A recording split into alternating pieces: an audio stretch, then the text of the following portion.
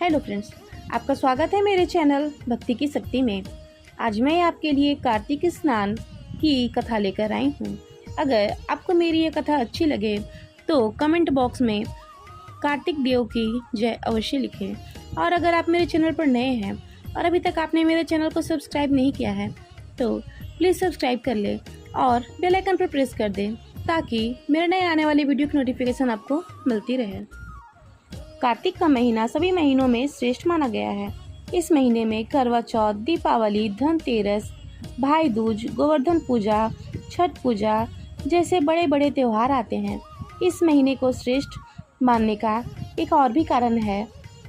कहते हैं कि इस माह में विष्णु भगवान जल में निवास करते हैं, इसलिए इस महीने में स्नान का विशेष महत्व होता है। कार्तिक स्नान में सुबह जल्दी उठा जाता है और स्नान किया जाता है। इसके बाद मंदिरों में पूजा पाठ किया जाता है। यह स्नान पूरे महीने चलता है।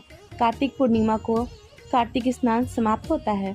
कार्तिक मास में स्नान करने से मनुष्य के सारे पाप तो धुलते ही हैं, साथ ही साथ भगवान विष्णु की कृपा से मनुष्य को मृत्यु उपरांत मोक्ष की प्राप्ति होती है। कार्तिक मास में कार्तिक मास की कथा को जरूर सुनना चाहिए, इससे बहुत ही लाभ मिलता है। तो आइए शुरू करते हैं कार्तिक मास की कहानी। बहुत समय पहले की बात है। एक गांव में एक बूढ़ी औरत अपनी बहू के साथ रहती थी। बहू बहुत ही सुंदर व संस्कारी थी। वह बूढ़ी औरत हर कार्तिक मास में कार्तिक स्नान व पूजा पाठ किया करती थी। एक बार जब कार्तिक का महीना आया तो सास ने अपनी बहू से कहा, बहू मैं कार्तिक स्नान के लिए जा रही हूँ। बहू बोली, ठीक है माँ जी। फिर बहू बोली, माँ जी मैं भी आपके साथ कार्तिक स्नान के लिए जाना चाहती हूँ। तो सास बोली, नहीं बहू, तुम्हारी अभी पूरी उम्र पड़ी है, अभी तो तुम्हारे खाने खेलने के दिन है, बाद में कर लेना कार्तिक स्नान। अगर तुम अभी मेरे साथ गई तो घर का काम कौन करेगा। इतना कहकर सास कार्तिक स्नान के लिए नदी चली गई।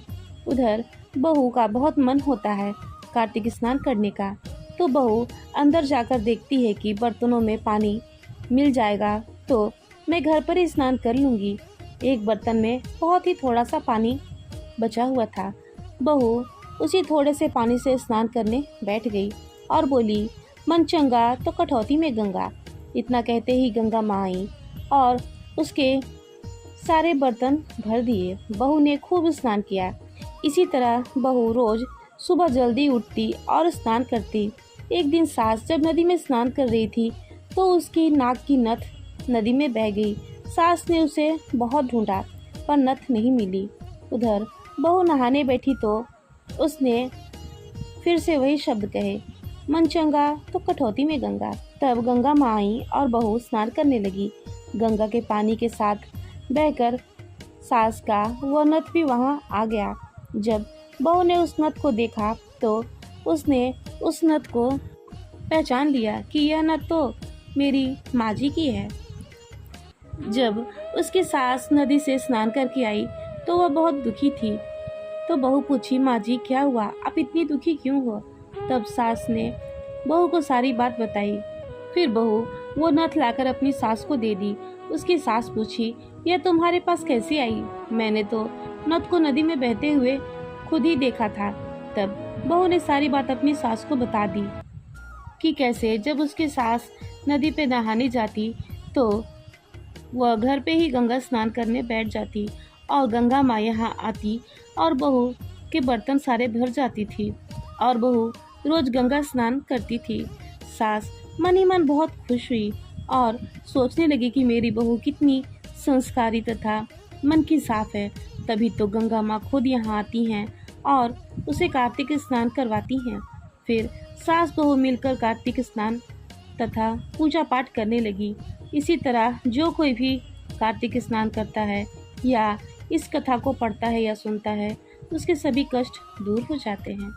जय हो कार्तिक देव की, जय हो गंगा मैया की। फिलहाल इस वीडियो में इतना ही। अगर आपको मेरी ये वीडियो अच्छी लगी हो तो मेरी वीडियो को लाइक करें और ज़्यादा से ज़्यादा शेयर करें और मेरे चैनल को सब्सक्राइब करना न भूलें। वीडियो में अंत तक बने रहने के लिए आपका धन्यवाद।